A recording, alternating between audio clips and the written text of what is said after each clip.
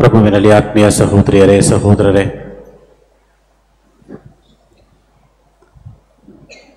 ನವದಿನಗಳ ಸಿದ್ಧತೆಯನ್ನು ಪ್ರಾರಂಭ ಮಾಡಿದ್ದೇವೆ.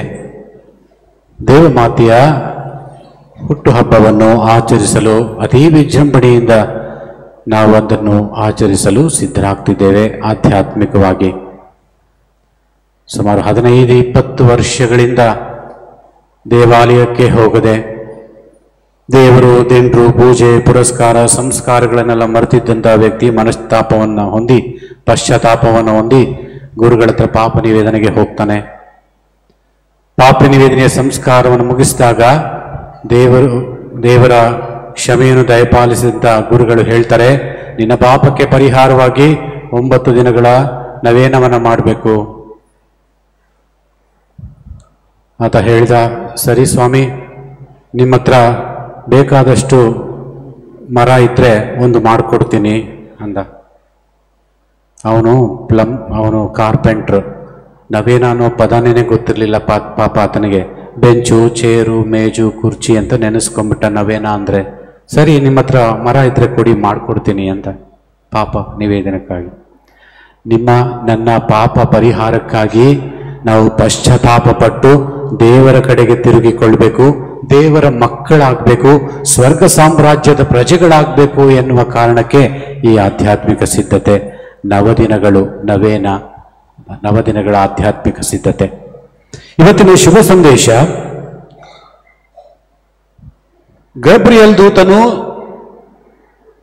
ಮರಿಯಾ ಎನ್ನುವ ಕನ್ನಿಕೆಯಲ್ಲಿಗೆ ನಜರೇತಿನ ಗ್ರಾಮಕ್ಕೆ ಬಂದು ಮಂಗಳ ವಾರ್ತೆಯನ್ನು ನೀಡುವ ದಿನ. ಹಳೆಯ ಒಡಂಬಡಿಕೆಯಲ್ಲಿ ಕೊನೆಯ ಪ್ರವಾದಿ ಅಂತ ನಾವು ಗುರುತಿಸಲ್ಪಡುವುದು ಮಲಾಕಿಯನ್ನು. ಮಲಾಕಿಯ ನಂತರ ಪ್ರವಾದಿಗಳೇ ಕಾಣಿಸಿಕೊಂಡಿಲ್ಲ. ಎಷ್ಟು ವರ್ಷಗಳು? 10, 20, 100, 200, 300, 400 ವರ್ಷಗಳು ಪ್ರವಾದಿಗಳ ಸುಳಿವೇ ಇಲ್ಲ. ಪ್ರವಾದಿಗಳಿಲ್ಲದೆ ಹೋದ್ರೆ ಮನ ಪರಿವರ್ತನೆ ಹೊಂದುವ, ದೇವರ ಮಕ್ಕಳಾಗುವ, ಪಾಪವನ್ನು ಬಿಟ್ಟು ಪಶ್ಚಾತ್ತಾಪದಿಂದ ದೇವರಿಗೆ ಶರಣರಾಗುವಂತ ಜನ ಅಲ್ಲ ಆ ಜನ. ಆಗಾಗ ಬಡಿದೆಬ್ಬಿಸಬೇಕು ಆ ಜನರನ್ನ. ಆಗಾಗ ಅವರ ಪಾಪಗಳನ್ನ ಅವರಿಗೆ ಎತ್ತಿ ತೋರಿಸಿ ನಿನ್ನ ಪಾಪಕ್ಕೆ ಪಶ್ಚಾತ್ತಾಪ ಪಡುವೆಂದು ಹೇಳುವಂತ ಪ್ರವಾದಿ ಬೇಕಾಗಿದ್ದಂತ ಜನಾಂಗ ಆ ಜನ, ಇಸ್ರಾಯೇಲ್ ಜನಾಂಗ. ಸಾಧಾರಣರಲ್ಲ, ಮೊಂಡ್ರು, ಬಹಳ ಮೊಂಡ್ರು. 10 ಸರಿ ಹೇಳಿದ್ರೆ 1 ಸರಿ ಮಾಡುವಂಥವ್ರು. ಹೇಳ್ತಾನೆ ಇರಬೇಕು, ಇಲ್ಲಾಂದ್ರೆ ಬುದ್ಧಿ ಕಲಿಯಲ್ಲ. ಇಂತಹ ಜನರು ಬಹಳ ಭವ್ಯವಾದಂಥ ಚರಿತ್ರೆಯನ್ನು ಹೊಂದಿರುವಂಥವರು. ಕಾಲಕ್ಕೆ ಪ್ರವಾದಿಗಳನ್ನು ಕಳುಹಿಸಿ ಅವರನ್ನು ಎಚ್ಚರಿಸಿ ಸರಿದಾರಿಗೆ ತರುತ್ತದ್ದಂಥ ಸರ್ವೇಶ್ವರ ಸ್ವಾಮಿ 400 ವರ್ಷಗಳ ಮೌನ. ಪ್ರವಾದಿಗಳೇ ಇಲ್ಲ ಅಂತ ಹೇಳಿದ್ರೆ ಆಧ್ಯಾತ್ಮಿಕತೆಯೇ ಇಲ್ಲ. ದೇವರ ಮೌನ, ದೈವ ಮೌನ, ನೀರವ ಮೌನ. ಜನರು ಕಾಯ್ದ್ರು. ಮಲಾಕಿ ಆದ್ಮೇಲೆ ಯಾರಾದ್ರೂ ಪ್ರವಾದಿ ಹುಟ್ಕೊಳ್ತಾನೆ. ಯಾರು ಬರಲೇ ಇಲ್ಲ. 400 ವರ್ಷಗಳ ಮೌನ ವರ್ಷಗಳು, ಸೈಲೆಂಟ್ ಇಯರ್ಸ್. 400 ವರ್ಷಗಳ ದೇವ ಸಂದೇಶವಿಲ್ಲ, ಪ್ರವಾದನೆ ಇಲ್ಲ, ಪ್ರವಾದಿ ಇಲ್ಲ, ಕಟುವಾಗಿ ಎಚ್ಚರಿಸುವ ಧ್ವನಿ ಅಂತೂ ಕೇಳ್ತಾನೆ ಇಲ್ಲ. ಅವರವರ ಇಷ್ಟಕ್ಕೆ ಅವರು ಬಾಳ್ಲಿಕ್ಕೆ ಶುರು ಮಾಡಿಬಿಟ್ಟಿದ್ರು. ಸ್ವಲ್ಪ ವರ್ಷ ಮಾತ್ರ. ಆದ್ರೆ ಅವರಿಗೆ ಏನೋ ನಮ್ಮಲ್ಲಿ ಕಾಣಿಸ್ಕೊಳ್ತಿಲ್ವಲ್ಲ, ಏನೋ ನಮಗೆ ಕಡಿಮೆ ಆಗಿದೆಯಲ್ಲ, ಕೊರತೆ ಆಗಿದೆಯಲ್ಲ, ಏನು ಗಮನಕ್ಕೆ ಬಂತು. ಪ್ರವಾದಿ ಇಲ್ಲ. ಆತ್ಮೀಯ ಸಹೋದರಿಯರೇ ಸಹೋದರರೇ, ಈ 400 ವರ್ಷಗಳು, ಮಲಾಕಿಯ ನಂತರ ಪ್ರವಾದಿಗಳೇ ಇಲ್ಲದಂತ 400 ವರ್ಷಗಳಲ್ಲಿ ಬಲಿಪೂಜೆ, ಬಲಿ ಅರ್ಪಣೆ, ದೇವಾಲಯ, ಗುರುಗಳು, ಯಾಜಕರು ಯಾರೂ ಇರಲಿಲ್ಲ ಅಂತ ಅಲ್ಲ, ಎಲ್ಲ ಇದ್ರೂ ಕೂಡ ದೇವರ ಸಂದೇಶ ಬರ್ತಾ ಇಲ್ಲ. ದೇವರ ಸಂದೇಶ ಬರ್ತಾ ಇರೋದು ಯಾರಿಂದ? ಪ್ರವಾದಿಯ ಮುಖಾಂತರ. ಆತನೇ ಇಲ್ಲ ಅಂದ್ರೆ ದೇವರೇ ಇಲ್ಲ. ದೇವರು ನಮ್ಮನ್ನು ಮರೆತು ಹೋಗಿದ್ದಾರೆ, ದೇವರು ನಮ್ಮನ್ನು ಕೈ ಬಿಟ್ಟಿದ್ದಾರೆ. ದೇವರು ನೆನೆಸ್ಕೊಂಡ್ರು ಇನ್ನೂ ಪ್ರಯೋಜನ ಇಲ್ಲ. ಮೊಂಡ್ರು, ಇವರನ್ನ ಎಷ್ಟು ಹೇಳಿದ್ರು ಇವರಿಗೆ ಬದಲಾವಣೆ ಮಾಡಲಿಕ್ಕೆ ಸಾಧ್ಯನೇ ಇಲ್ಲ.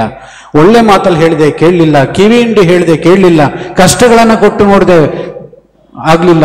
ಇವರನ್ನು ಗುಲಾಮರನ್ನಾಗಿ ಬೇರೆ ಬೇರೆ ಬೇರೆ ಬೇರೆ ದೇಶಗಳಿಗೆಲ್ಲ ಕಳಿಸ್ಕೊಟ್ಟೆ, ಅಲ್ಲೂ ಕೂಡ ಬುದ್ಧಿ ಕಲ್ತಿಲ್ಲ. ಇವರನ್ನ ತಿದ್ದೋದು ಹೇಗೆ? ಬೇಡ ಸಾಕು, ನಾನು ತಪ್ಪು ಮಾಡಿಬಿಟ್ನಾ, ಈ ಜನರನ್ನ ಆರಿಸಿಕೊಂಡು ನಾನು ತಪ್ಪು ಮಾಡಿಬಿಟ್ನಾ, ಇವನಿಗೆ ಕೊಡೋದನ್ನ ಬೇರೆ ಯಾರಿಗಾದ್ರೂ ಕೊಟ್ಟಿದ್ರೆ ಅವನು ಮೇಲೆ ಬರ್ತಿದ್ದ. ತಂದೆ ತಾಯಿಗಳು ಕೆಲವೊಮ್ಮೆ ಯೋಚನೆ ಮಾಡ್ತಾರೆ ತಮ್ಮ ಮಕ್ಕಳ ಬಗ್ಗೆ. ನೀವು ಯೋಚನೆ ಮಾಡಿದ್ರೋ ಇಲ್ವೋ?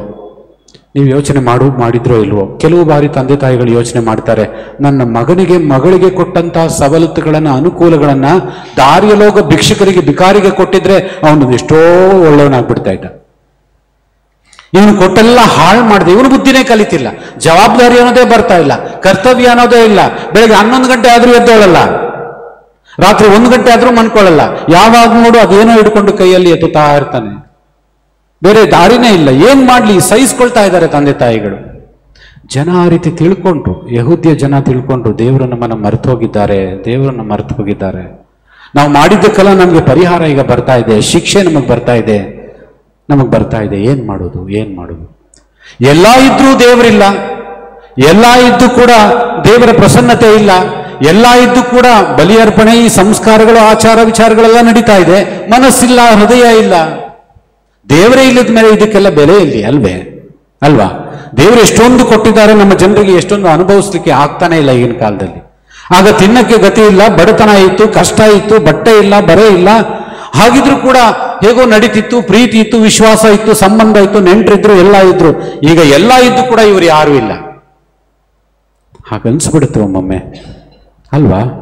ಹಾಗನ್ಸ್ಲಿಕ್ಕೆ ಸಾಧ್ಯ. ಈಗಿನ ಪ್ರಪಂಚನೇ ಹಾಗೆ.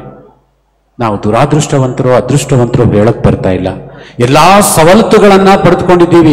ಹಿಂದಿನ ಶತಮಾನದಲ್ಲಿ ಇಲ್ಲದೇ ಇರುವಂತ ಎಲ್ಲಾ ಸಕಲ ಸೌಕರ್ಯಗಳು ನಮ್ಮ ಕಾಲ ಕೆಳಗೆ ಕಸದಂತೆ ಬಿದ್ದಿವೆ. ನಾವು ಅದನ್ನೆಲ್ಲ ಉಪಯೋಗಿಸ್ಕೊಂಡು ಉನ್ನತರಾಗಬೇಕಾಗಿತ್ತಲ್ವೇ, ಶ್ರೇಷ್ಠರಾಗಬೇಕಾಗಿತ್ತಲ್ವೇ? ಅವರಿಗಿಂತ ನಾವು ಚೆನ್ನಾಗಿದ್ದೀವ? 50 ವರ್ಷಗಳ ಹಿಂದೆ ಇದ್ದಂತ ನನ್ನ ಅಜ್ಜ ಅಜ್ಜಿಯ ಬದುಕು ಎಷ್ಟೊಂದು ಶುದ್ಧವಾಗಿತ್ತು, ಎಷ್ಟೊಂದು ನಿರ್ಮಲವಾಗಿತ್ತು, ಪವಿತ್ರವಾಗಿತ್ತು, ಪರಿಶುದ್ಧವಾಗಿತ್ತು, ದೇವರಿಗೆ ಮೆಚ್ಚುಗೆಯ ಬಾಳಾಗಿತ್ತಲ್ಲ. ಈಗ ಯಾವುದೇ ಬಲಹೀನತೆಗಳು, ಕೊರತೆಗಳು ಇಲ್ಲದೆ ಹೋದ್ರೂ ಕೂಡ ಎಲ್ಲವನ್ನ ಅನುಗ್ರಹಿಸುವ ದೇವರ ಅನುಗ್ರಹಗಳನ್ನು, ವರಪ್ರಸಾದಗಳನ್ನು ಉಪಯೋಗಿಸಿಕೊಂಡು ನಾವು ಒಳ್ಳೆಯವರಾಗ್ತಿದ್ದೀವ, ಉತ್ತಮರಾಗ್ತಿದ್ದೀವ? ಈ 400 ವರ್ಷಗಳ ಮೌನ ವರ್ಷಗಳು ಅಂತ ಹೇಳಿದ್ರೆ ಧರ್ಮ ಪಂಡಿತರು ಹೇಳ್ತಾರೆ, ದೇವರು ಸುಮ್ಮನೆ ಕೂತ್ಕೊಂಡಿರ್ಲಿಲ್ಲ, ದೇವ್ರ ಕೈ ಚೆಲ್ಲಿ ಕುಳಿತುಕೊಂಡಿರ್ಲಿಲ್ಲ. ಇನ್ನು ಬೇಡ, ಇನ್ನ ಪ್ರಯತ್ನ ಪಟ್ಟು ಪ್ರಯೋಜನ ಇಲ್ಲ, ಹೋಮವನ್ನ ಮಾಡಿದಾಗೆ ನೀರಿನಲ್ಲಿ ಹುಳಿಯನ್ನ ಹಿಂಡಿದಾಗೆ ಪ್ರಯೋಜನ ಇಲ್ಲ, ಬೇಡ ಅಂತ ಕೂತ್ಕೊಂಡಿರ್ಲಿಲ್ಲ. ಎಲ್ಲಾ ರೀತಿಯ ಸಿದ್ಧತೆಗಳನ್ನ ಮಾಡ್ತಾ ಇದ್ರು ಅಂತ ಹೇಳ್ತಾರೆ ಧರ್ಮ ಪಂಡಿತರು. ಈ 400 ವರ್ಷಗಳಲ್ಲಿ ಅನೇಕ ವಿಧದಲ್ಲಿ ಸಿದ್ಧತೆಯನ್ನ ಮಾಡ್ತಾ ಇದ್ರು. ಯಾರಿಗಾಗಿ? ಯಾವುದಕ್ಕಾಗಿ? ತಮ್ಮ ಪುತ್ರನ ಜನನವನ್ನ ಈ ಜನರ ಮಧ್ಯೆ ನಾನು ಮಾಡ್ಲಿಕ್ಕೆ, ಆ ಘಟನೆಯನ್ನ ನಾನು ನಿರ್ಮಿಸಲಿಕ್ಕೆ, ನನ್ನ ಮಗನನ್ನ ಕಳುಹಿಸಿಕೊಡ್ಲಿಕ್ಕೆ, ಶುಭ ಸಂದೇಶ ಪ್ರಚಾರಕ್ಕೆ ಯೋಗ್ಯವಾದಂತಹ ವಾತಾವರಣವನ್ನ ದೇವರು ಸಿದ್ಧ ಮಾಡ್ತಾ ಇದ್ರು ಅಂತ ಹೇಳ್ತಾರೆ ಧರ್ಮ ಪಂಡಿತರು. 400 ವರ್ಷಗಳ ಸಿದ್ಧತೆ. ಈ ಮೌನ ವರ್ಷಗಳಲ್ಲಿ ತೆರೆಯ ಮರೆಯಲ್ಲಿ ದೇವರು ಸಿದ್ಧತೆಯನ್ನ ಮಾಡ್ತಾನೆ ಇದ್ದಾರೆ. ಯಥಾ ಸಿದ್ಧತೆಗಳು, ತಾತ್ವಿಕವಾದಂತಹ ಸಿದ್ಧತೆ ಅಂತ ಹೇಳಿದ್ರೆ, ಅಂದಿನ ಕಾಲದಲ್ಲಿ ನೀವು ಚರಿತ್ರೆಯನ್ನು ಓದಿದ್ರೆ, ಯೇಸು ಸ್ವಾಮಿ ಬರಲಿಕ್ಕೆ ಹಿಂದೆ 400 ವರ್ಷಗಳ ಹಿಂದೆ ಅಲೆಕ್ಸಾಂಡರ್ ಇಡೀ ಪ್ರಪಂಚವನ್ನ ಪರ್ಯಟನೆ ಮಾಡಿ ಆ ಭೂಪ್ರದೇಶಗಳನ್ನೆಲ್ಲ ನಾನು ಆಳ್ವಿಕೆಯನ್ನ ಮಾಡಬೇಕು, ಚಕ್ರಾಧಿಪತಿ ಆಗ್ಬೇಕು, ಎಲ್ಲಾ ಕಡೆ ಹೋದ. ಭಾರತಕ್ಕೂ ಬಂದಿದ್ದ. ಪ್ರಪಂಚದ ಮೂಲೆ ಮೂಲೆಗಳಿಗೆ ದಂಡೆತ್ತಿ ಹೋದ, ಸೈನ್ಯವನ್ನ ಕರ್ಕೊಂಡು ಹೋದ, ಎಲ್ಲಾ ಕಡೆ ಯುದ್ಧವನ್ನ ಮಾಡಿದ, ಕಬಳಿಸಿಕೊಂಡ, ತನ್ನ ರಾಜ್ಯಾಧಿಪತ್ಯವನ್ನ ಆತ ವಿಸ್ತರಿಸ್ತಾ ಹೋದ. ಗ್ರೀಸ್ ನಾಡಿನಿಂದ ಸಂಸ್ಕೃತಿ, ಆಚಾರ, ವಿಚಾರ, ಅವರ ತತ್ವಜ್ಞಾನ, ಅವರ ತತ್ವಶಾಸ್ತ್ರ, ಅನೇಕ ವಿಚಾರಧಾರೆಗಳು, ಅವರ ಸಂಸ್ಕೃತಿ ಎಲ್ಲವೂ ಪ್ರಪಂಚದಾದ್ಯಂತ ಹರಡಲಿಕ್ಕೆ ಪ್ರಾರಂಭವಾಯಿತು. ಇದು ದೇವರು ಮಾಡ್ತಾ ಇದ್ದಂತ ಸಿದ್ಧತೆ. ಯಾಕೆ? ಶುಭ ಸಂದೇಶ ಪ್ರಚಾರವಾದಾಗ ಜನರು ಮಾನಸಿಕವಾಗಿ ಹೊಸ ವಿಚಾರಗಳನ್ನ, ಸತ್ಯಗಳನ್ನ ಅರಿಯಲಿಕ್ಕೆ ತಮ್ಮನ್ನೇ ತೆರೆದುಕೊಳ್ಳಬೇಕು, ವಿಶಾಲ ಹೃದಯಗಳಾಗಬೇಕು, ಬಾವಿ ಕಪ್ಪೆಗಳಾಗಬಾರ್ದು.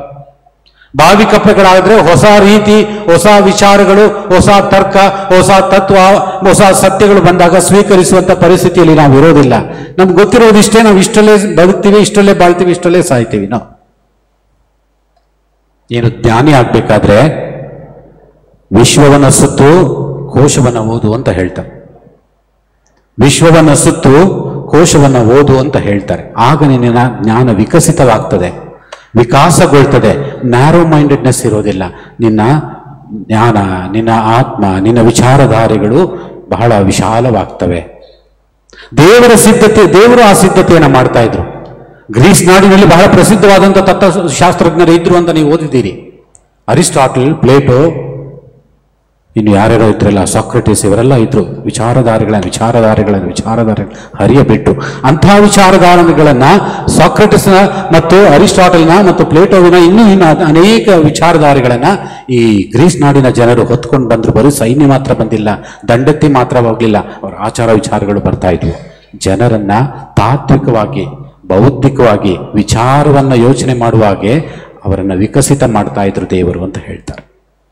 ಎರಡನೇದಾಗಿ ಭಾಷೆ. ಗ್ರೀಕ್ ಭಾಷೆ ಪ್ರಪಂಚದಾದ್ಯಂತ ಹರಡ್ತಾ ಇದೆ. ರೋಮ್ ಭಾಷೆ, ಲತೀನ್ ಭಾಷೆ ಪ್ರಪಂಚದಾದ್ಯಂತ ಹರಡ್ತಾ ಇದೆ. ಯಹೂದ್ಯರು, ಇದು ನಮ್ಮ ದೇಶ, ಇದು ನಾವು ಇಷ್ಟೇ ದೊಡ್ಡ ಜನಾಂಗ, ಆರಿಸಲ್ಕೊಂಡ ಜನಾಂಗ, ನಾವಿಷ್ಟೇ ಬಾಳ್ಬೇಕು, ಹೀಗೆ ಬಾಳ್ಬೇಕು, ಇಲ್ಲ. ಅವರೆಲ್ಲರಿಗೆ ಭಾಷೆಯ ಪರಿಚಯ ಆಗ್ತಾ ಇದೆ. ಅನೇಕ ಭಾಷೆಗಳ ಪರಿಚಯ ಆಗ್ತಾ ಇದೆ. ಗ್ರೀಕ್ ಭಾಷೆ ಪರಿಚಯ ಆಗ್ತಾ ಇದೆ, ಲತೀನ್ ಭಾಷೆ ಪರಿಚಯ ಆಗ್ತಿದೆ, ಇನ್ನಿತರ ಭಾಷೆಗಳ ಪರಿಚಯ ಆಗ್ತಾ ಇವೆ. ಭಾಷೆಗಳನ್ನ ಅರಿತುಕೊಂಡ್ರೆ ಜ್ಞಾನ ದೊಡ್ಡದಾಗುತ್ತೆ. ಅನೇಕ ಭಾಷೆಗಳನ್ನ ಕಲಿತ್ರೆ ಅಲ್ಲಿರುವ ಪುಸ್ತಕಗಳು, ಅಲ್ಲಿರುವ ವಿಚಾರಗಳನ್ನು ಓದ್ಲಿಕ್ಕೆ ಸಹಕಾರಿಯಾಗುತ್ತೆ. ಆ ಜನರನ್ನ ಭೇಟಿ ಮಾಡಿದ್ರೆ, ಅವರೊಂದಿಗೆ ಸಂಬಂಧಗಳನ್ನು ಬೆಳೆಸಿದ್ರೆ ಅವರ ಯೋಚನಾ ರೀತಿ ನಮ್ಮ ಯೋಚನಾ ರೀತಿಯನ್ನು ಕೂಡ ವಿಕಸಿತಗೊಳಿಸುತ್ತೆ. ನಾನಿಷ್ಟೇ, ನನಗಿದು ಬಿಟ್ಟರೆ ಬೇಡ, ಇದಿದ್ರೆ ಸಾಕು, ಸ್ವರ್ಗಕ್ಕೆ ಹೋಗ್ತೀನಿ, ಅದು ಸಂಕುಚಿತ ಮನೋಭಾವ, ನ್ಯಾರೋ ಮೈಂಡೆಡ್ನೆಸ್. ದೇವರು ಭಾಷೆಯನ್ನು ಕೂಡ ಪರಿಚಯ ಮಾಡ್ತಾ ಇದ್ದಾರೆ. ಮಾಡಿ, ಇವರು ಓದಡಿಯಲ್ಲೆಲ್ಲ ಭಾಷೆಯನ್ನು ಕಲಿತ್ರಲ್ವೇ. ಈಜಿಪ್ಟ್ಗೆ ಹೋದ್ರು, ಅಲ್ಲಿ ಈಜಿಪ್ಷಿಯನ್ ಭಾಷೆಯನ್ನು ಕಲಿತರು. ಫಿಲಿಸ್ತೀನಿಯರ ಹತ್ರ ಹೋದ್ರು, ಅಸೀರಿಯಕ್ಕೆ ಹೋದ್ರು, ಪರ್ಷಿಯಾಗೆ ಹೋದ್ರು, ಬಾಬಿಲೋನಿಗೆ ಹೋದ್ರು, ಎಲ್ಲೆಲ್ಲಿ ಗುಲಾಮರಾಗಿ ಹೋದ್ರು ಅಲ್ಲೆಲ್ಲ ಭಾಷೆಗಳನ್ನ ಕಲಿತುಕೊಂಡ್ರು ಅಲ್ವೇ. ಹಾಗೆ ಈ ಗ್ರೀಕ್ ನಾಡಿನ ಪ್ರಭಾವ ಎಷ್ಟೊಂದು ಪ್ರಬಲಶಾಲಿಯಾಗಿತ್ತು ನೋಡಿ. ಅವರ ತತ್ವಶಾಸ್ತ್ರ, ಅವರ ಭಾಷೆ ಎಲ್ಲವೂ ಈ ಜನರಿಗೂ ಪರಿಚಯ ಆಗ್ತಿದೆ. ಅದನ್ನು ಕೂಡ ಕಲಿತ್ಕೊಳ್ತಾ ಇದ್ದಾರೆ. ಶಿಲುಬೆಯ ಮೇಲೆ ಕೂಡ ಭಾಷೆ ಇದೆಯಲ್ಲ, INRI ಅಂತ ಇದೆಯಲ್ಲ, ಅದು ಯಾವ ಭಾಷೆ?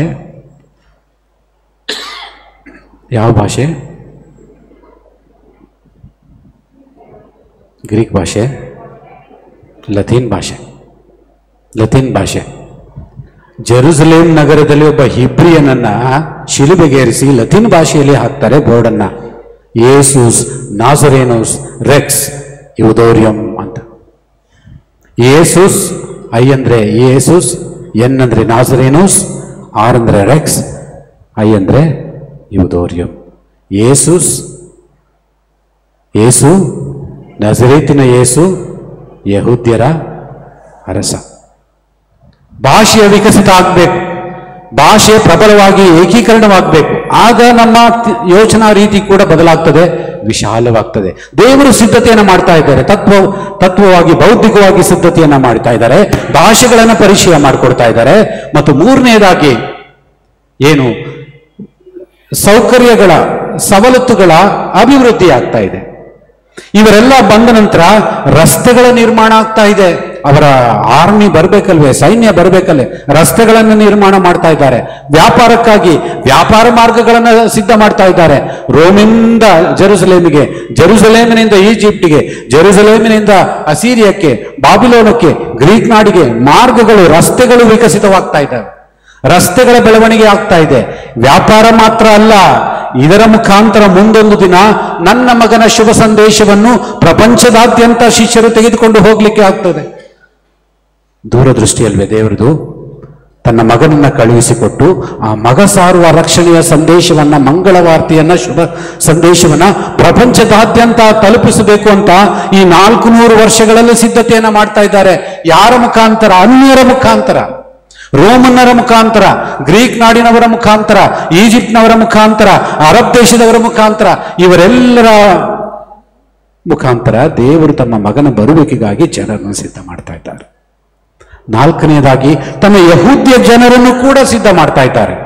ಎಂತಹ ಸಿದ್ಧತೆ! 400 ವರ್ಷಗಳ ಮೌನ. ಅವರಿಗೆ ತವಕ ಶುರುವಾಗೋಯ್ತು, ಅವರಿಗೆ ಹಂಬಲ ಶುರುವಾಗೋಯ್ತು.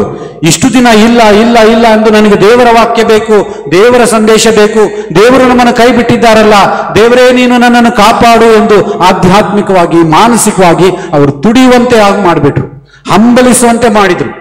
ದೇವರ ಸಂದೇಶಕ್ಕಾಗಿ, ದೇವರ ವಾರ್ತೆಗಾಗಿ ಕಿವಿಗೊಟ್ಟು ಆಲಿಸುವ ಪ್ರವಾದಿ ನಮಗೆ ಬೇಕು, ಪ್ರವಾದಿ ನಮಗೆ ಬೇಕು ಎಂದು ಸಾಮೂಹಿಕವಾಗಿ ಒಕ್ಕೊರಲಿನಿಂದ ಪ್ರಾರ್ಥಿಸುವಂತ ಪ್ರಾರ್ಥನೆಯನ್ನ ಅವರಿಂದ ಅವರು ಹೊರಡಿಸಿದ್ರು 400 ವರ್ಷಗಳಲ್ಲಿ. ದೇವರ ಸಿದ್ಧತೆಯೇ ಹಾಗೆ. ಆತ್ಮೀಯ ಸಹೋದರಿಯರೇ, ಸಹೋದರರೇ, ಇಂದು ಈ ಶುಭ ಸಂದೇಶವನ್ನು ಕೇಳಿದಾಗ 400 ವರ್ಷಗಳ ನಂತರ ಸ್ವರ್ಗದ ಬಾಗಿಲು ತೆರೆಯುತ್ತದೆ. ಸ್ವರ್ಗದ ಬಾಗಿಲು ತೆರೆದು ಸರ್ವೇಶ್ವರನ ದೂತ ಗಬ್ರಿಯಲ್ ದೂತ 400 ವರ್ಷಗಳ ದೀರ್ಘಕಾಲದ ಮೌನದ ನಂತರ ದೇವರ ಸಂದೇಶವನ್ನು ಹೊತ್ತು ನಜರೇತಿಗೆ ಬರ್ತಾನೆ. ನಜರೇತಿನ ಮರಿಯ ಎನ್ನುವ ಕನ್ನಿಕೆಯಲ್ಲಿಗೆ ಬರ್ತಾನೆ, ಮಂಗಳ ವಾರ್ತೆಯನ್ನ ಕೊಡ್ತಾನೆ. ನೀವು ನಾನು ಮತ್ತು ಕೇಳ್ಬೋದು, ನಜರೇತಿಗೆ ಯಾಕೆ ಬಂದ್ರು? ಆ ಮರಿಯ ಎನ್ನುವ ಕನ್ನಿಕೆಯಲ್ಲಿಗೆ ಯಾಕೆ ಬರಬೇಕಾಗಿತ್ತು? ದೇವರು ಯಾಕೆ ಇಷ್ಟೊಂದು ಪ್ಲಾನ್ ಮಾಡಿದ್ರಲ್ಲ 400 ವರ್ಷಗಳು, ಆದ್ರೆ ಇನ್ ಸ್ವಲ್ಪ ಉತ್ತಮವಾದಂಥ ಪ್ಲಾನಿಂಗ್ ಯೋಜನೆ ಮಾಡ್ಬೋದಾಗಿತ್ತೇನೋ ಅಂತ ಅನ್ಸೋದು ಸಹಜ. ನಮ್ಮ ಮಾನವ ಯೋಚನೆನೇ ಹಾಗೆ, ನಮ್ಮ ಮಾನವ ಯೋಚನೆನೇ ಹಾಗೆ. ಮಾಡಿದ್ರೆ ಹಂಗ್ ಮಾಡಬೇಕು, ಹಿಂಗ್ ಮಾಡಬೇಕು ಅಂತ. ಕೆಲವೊಂದು ಧರ್ಮ ಕೇಂದ್ರಗಳಿಗೆ ನೀವು ಹೋದ್ರೆ, ಹಬ್ಬಗಳಿಗೆ ಧರ್ಮ ಕೇಂದ್ರಗಳಿಗೆ ಭೇಟಿ ಕೊಡಿ, ಹಲವು ಧರ್ಮ ಕೇಂದ್ರಗಳಿಗೆ ಭೇಟಿ ಕೊಡಿ, ದೇವಾಲಯಗಳಿಗೆ ಹೋಗಿ ಕಾಣಿಕೆಗಳನ್ನು ಅರ್ಪಿಸಿ, ಪ್ರಾರ್ಥನೆಯನ್ನು ಅರ್ಪಿಸಿ. ಹಲವು ಧರ್ಮ ಕೇಂದ್ರಗಳಿಗೆ ಹೋದ್ರೆ ಹೂವಿನ ಮಾರ್ಕೆಟೇ ಇರುತ್ತೆ, ಪೀಠದ ಮೇಲೆ ಇರುತ್ತಾ? ನೋಡಿದ್ದೀರಾ? ಬಹಳ ಸಿಂಪಲ್ ಆಗಿದೆ ಅನ್ಸಲ್ವಾ? ಇದು ಬಹಳ ಸಿಂಪಲ್ ಆಗಿದೆ ಅನ್ಸಲ್ವಾ? ಇಲ್ಲೇ ಮಾರ್ಕೆಟ್ ಇದೆ, ತಂದು ಇನ್ನೊಂದು 50,000 ರೂಪಾಯಿಗೆ ಹಾಕ್ಬೋದಾಗಿತ್ತು ಅಂತ ಅಲ್ವೇ? ನಮ್ಮೂರಿನ ಹಬ್ಬದ ಒಂದು ದಿನದ ಹಬ್ಬದ ಖರ್ಚು ಎಷ್ಟು ಗೊತ್ತೇ? ಚಂದ್ರು ಇದ್ದಾರೆ, ಆಮೇಲೆ ಕೇಳಿ, 50,000 ಹೇಳ್ಕೊಳ್ಳಕ್ಕೆ ಎದೆ ಹೊಡೆದೋಗುತ್ತೆ ನಮ್ಗೆ. ಹಲವು ಧರ್ಮ ಕೇಂದ್ರಗಳಿಗೆ ಹೋಗಿ ಎಷ್ಟೊಂದು ಅದ್ದೂರಿಯಾಗಿ ಮಾಡ್ತಾರೆ ಹಬ್ಬ ಅಂತ ಹೇಳಿದ್ರೆ, ಜಾಮ್ ಡೂಮ್ ಡಮ್ ಅಂತ ಮಾಡ್ತಾರೆ. ಬ್ಯಾಂಡ್ ಸೆಟ್ ಬೇಕು, ದೀಪ ಅಲಂಕಾರ ಬೇಕು, ಅಲಂಕಾರ ಬೇಕು, ಅದು ಬೇಕು, ಇದು ಬೇಕು. ಇದ್ರೆ ಸ್ವಾಮಿ ಹಬ್ಬ ಅಂದ್ರೆ ಹಿಂಗೆ ಇರಬೇಕು, ವಿಜೃಂಭಣೆಯಿಂದ ಇರಬೇಕು. ಸರ್ವೇ ಸಾಧಾರಣವಾಗಿ ಪ್ರತಿದಿನ ಮಾಡೋಂಗಿರಬಾರ್ದು. ನಾವು ಚಿಕ್ಕದ್ರಲ್ಲಿ ಹಬ್ಬ ಬಂತು ಅಂತ ಹೇಳಿದ್ರೆ ಅನ್ನ ತಿಂತಾ ಇದ್ವಿ, ಬೇರೆ ದಿನ ಎಲ್ಲ ಮುದ್ದೆ. ಅನ್ನ ಮಾಡಿದ್ರು ಹಬ್ಬಕ್ಕೆ ಅವ್ರು ಹೇಳ್ತಾ ಇದ್ದು ಡೈಲಾಗು, ಜಾಸ್ತಿ ತಿನ್ಬೇಡ ಅಂತ. ಯಾಕೆ ಅವ್ರು ಹೇಳ್ತಾ ಡೈಲಾಗ್ ಏನು ಗೊತ್ತಾ? ಹೊಟ್ಟೆ ತುಂಬ ಇಟ್ಟು ಬಾಯಿ ತುಂಬ ಅನ್ನ, ಹೊಟ್ಟೆ ತುಂಬ ಮುದ್ದೆ ತಿಂದು ಹೊಟ್ಟೆ ತುಂಬಿದ ಮೇಲೆ ಸ್ವಲ್ಪ ಅನ್ನ ತಿನ್ನು ಅಂತ ಹೇಳ್ತಾ ಇದ್ರು. ಆಯ್ತಾ? ಈ ಕಬಾಬು, ಬಿರಿಯಾನಿ, ಅದು ಇದು ನಾವು ನೋಡಿದವರೇ ಅಲ್ಲ. ಯಾವ ಹಬ್ಬ ಬಂದ್ರೂ ನುಗ್ಗೆಕಾಯಿ ಸಾರು, ಅವರೆಕಾಳು ಸಾರು, ಮುದ್ದೆ, ಹೊಟ್ಟೆ ತುಂಬ ಮುದ್ದೆ, ಬಾಯಿ ತುಂಬ. ಈಗ ಬಿರಿಯಾನಿ, ಕಬಾಬು, ಇನ್ನೊಂದು ಮತ್ತೊಂದು ಎವ್ರಿಡೇ ಡಿಶ್ ಅಲ್ವಾ? ಪ್ರತಿದಿನ ತಿನ್ನೋರಿಗೆ ಹಬ್ಬಕ್ಕೆ ನೀವು ವಿಶೇಷ ಏನು ಮಾಡ್ತೀರಿ ಹೇಳಿ? ಹಬ್ಬಕ್ಕೆ ನೀವು ವಿಶೇಷ ಏನು ಮಾಡ್ತೀರಿ? ಏನು ಉಳ್ಕೊಂಡಿದೆ ಅಲ್ವಾ? ಅವ್ರದ್ದು ಯಾರ್ದೋ ಹಬ್ಬ ಬಂತು ಅಂತ ನಿನ್ನೆ ನನಗೆ ಒಬ್ಬಟ್ಟು ಕಳಿಸಿದ್ರು 2 ದಿನಗಳ ಹಿಂದೆ. ಅವ್ರ ಹಬ್ಬದ್ದೂ ಬಿಡಲ್ಲ, ಇವ್ರ ಹಬ್ಬದ್ದೂ ಬಿಡಲ್ಲ. ಅವರು ಒಂಟೆ ಮಾಂಸ ತಿಂತಾರೆ ಅಂದ್ರೆ ನಾವು ತಿನ್ಬೇಕು. ಅವ್ರ ಹಬ್ಬಕ್ಕೆ ಅವ್ರು ಮಾಡ್ತಾರೆ ಕಣೋ, ಇಲ್ಲ ನಾನು ತಿಂತೀನಿ. ಅವ್ರು ಕಡುಬು ಮಾಡ್ತಾರೆ, ನಾನು ಕಡುಬು ಮಾಡ್ತೀನಿ ಅಲ್ವಾ? ಏನೂ ಬಿಟ್ಟಿಲ್ಲ. ವಿಜೃಂಭಣೆ ಇರಬೇಕು, ನಮಗೆ ಆಡಂಬರ ಇರಬೇಕು ಅಲ್ವೇ? ಆಡಂಬರವಾದ ಯೋಚನೆಗಳನ್ನು ಮಾಡ್ತೀವಿ, ಆಡಂಬರವಾಗಿ ವಿಜೃಂಭಿಸ್ತೀವಿ. ನಾವು ಹಾಗೆ ಯೋಚನೆ ಮಾಡೋದು. ದೇವರು ನಜರೇತಿಗೆ ಯಾಕೆ ಕಳಿಸಬೇಕಾಗಿತ್ತು? ಆ ಕನ್ನಿಕೆಯಲ್ಲಿಗೆ ಒಬ್ಬ 13-14 ವರ್ಷದ ಹುಡುಗಿ ಬಳಿಗೆ ಕಳಿಸ್ಕೊಟ್ಟಿದ್ದಾರಲ್ಲ.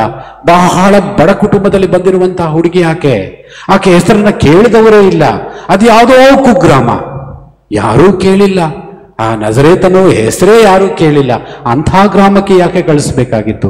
ದೇವರ ಯೋಜನೆನೇ ಹಾಗೆ. ಪೌಲ ಕೊರಿಂಥರಿಗೆ ಬರೆದಂಥ ಮೊದಲನೇ ಪತ್ರ, ಸ್ವಲ್ಪ ನೆನಪಿಟ್ಕೊಳ್ಳಿ. ಮೊದಲನೇ ಪತ್ರ, ಕೊರಿಂಥರಿಗೆ ಬರೆದಂಥ ಪತ್ರ, 1ನೇ ಅಧ್ಯಾಯ. ದಯವಿಟ್ಟು ಓದ್ತೀರಾ?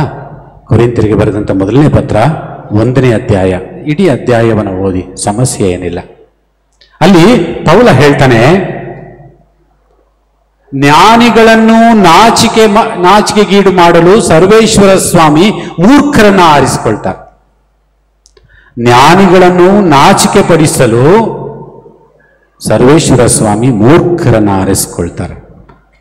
ಬಲಿಷ್ಠರನ್ನ ಲಜ್ಜೆಗೀಡು ಮಾಡಲು ಬಲಹೀನರನ್ನು ದೇವರು ಆರಿಸಿಕೊಳ್ತಾರೆ. ದೇವರ ಯೋಚನೆನೇ ಹಾಗೆ.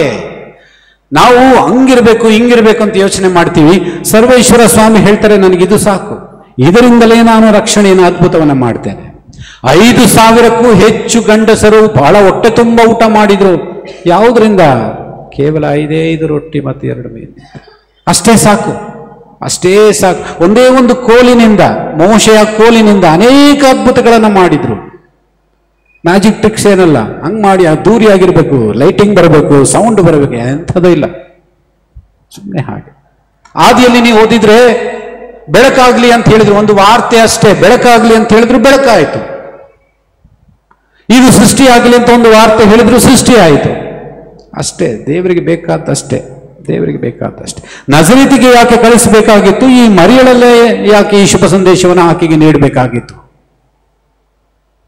ಆತ್ಮೀಯ ಸಹೋದರಿಯರೇ, ಸಹೋದರೇ, ಈ ನಜರೇತಿನ ವಿಚಾರವಾಗಿ ಅನೇಕರು ಮೂಗೆಳೆದು ಮಾತಾಡ್ತಾ ಇದ್ರು. ಯೋಹಾನನ ಶುಭ ಸಂದೇಶ 1ನೇ ಅಧ್ಯಾಯ 27ನೇ ವಚನವನ್ನ ನೀವು ಓದಿದ್ರೆ, ಫಿಲಿಪ ದಾರಿಯಲ್ಲಿ ಹೋಗುವಾಗ ಬರ್ತಲೋಮಿಯನನ್ನ ನೋಡ್ತಾನೆ. ಬರ್ತಲೋಮಿಯ ನಥಾನಿಯಲ ಇಬ್ರು ಒಂದೇ. ಅವನನ್ನು ನೋಡ್ತಾನೆ. ಅವನನ್ನು ನೋಡಿ ಈತ ಹೇಳ್ತಾನೆ, ನಮಗೆ ಮೆಸ್ಸಯ್ಯ ದೊರಕಿದ್ದಾರೆ, ನಮಗೆ ಉದ್ಧಾರಕ ದೊರಕಿದ್ದಾರೆ. ಅವ್ರು ಯಾರು ಗೊತ್ತಾ? ನಜರೇತಿನ ಯೇಸು ಎಂಬುವನು. ಆಗ ಆತ ಕೂಗಾಡ್ತಾನೆ, ವ್ಯಂಗ್ಯ ಮಾಡ್ತಾನೆ ನಥಾನಿಯಲ. ಏನು, ನಜರೇತಿನಿಂದನಾ? ಮೆಸ್ಸಾಯ ನಜರೇತಿನಿಂದ ಬರೋಕೆ ಸಾಧ್ಯನಾ? ಯಾವುದಾದ್ರೂ ಒಳ್ಳೇದು ಇವತ್ತಿನವರೆಗೆ ನೀನೇ ಹೇಳು, ಯಾವುದಾದ್ರೂ ಒಂದು ಒಳ್ಳೆ ಕೆಲಸ, ಒಳ್ಳೆ ವ್ಯಕ್ತಿ, ಒಳ್ಳೇದೇನಾದ್ರೂ ನಜರೇತಿಂದ ಬಂದಿದ್ಯಾ? ಬರೋಕ್ ಸಾಧ್ಯನೇ ಇಲ್ಲ. ನಜರೇತು ಅಂತ ಬಹಳ ಕನಿಷ್ಠವಾದಂತಹ ಗ್ರಾಮ, ಕಷ್ಟಕರವಾದಂತಹ ಜೀವನವನ್ನು ನಡೆಸ್ತಾ ಇದ್ದಂತಹ ರೈತಾಪಿ ಜನ, ಬಡ ಜನ. ಅಂಥ ನಗರಕ್ಕೆ ಸರ್ವೇಶ್ವರ ಸ್ವಾಮಿ ತಮ್ಮ ದೇವದೂತನನ್ನ 400 ವರ್ಷಗಳ ಮೌನದ ನಂತರ ಕಳುಹಿಸಿಕೊಡ್ತಾರೆ. ಯಾರಲ್ಲಿಗೆ ಕಳಿಸ್ಕೊಡ್ತಾರೆ? ಮರಿಯ ಎನ್ನುವ ಬಡ ಕನ್ನಿಕೆಯಲ್ಲಿಗೆ ಕಳಿಸ್ಕೊಡ್ತಾರೆ.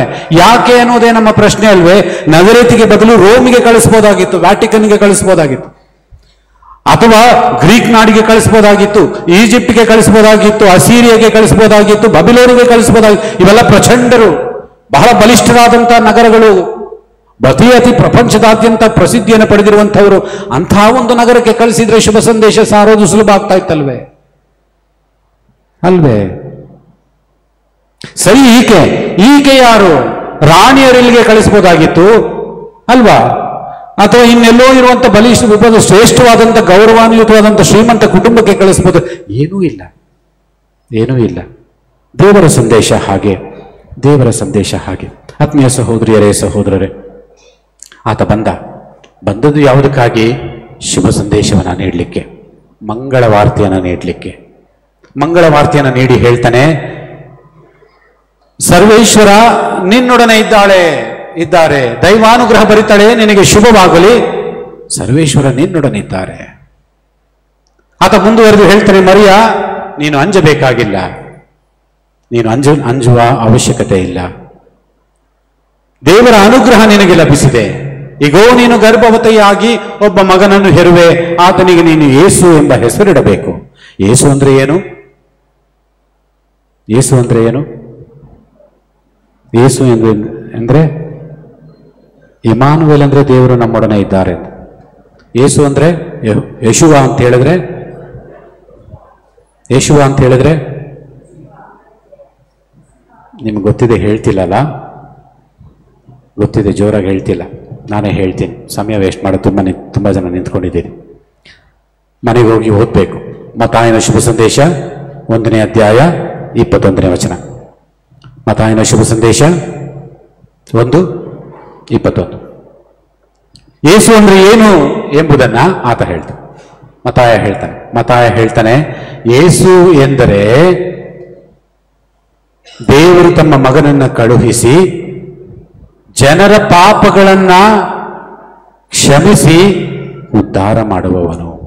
ತನ್ನ ಜನರ ಪಾಪಗಳನ್ನ ಕ್ಷಮಿಸಿ ಉದ್ಧಾರ ಮಾಡುವವನು ಯೇಸು.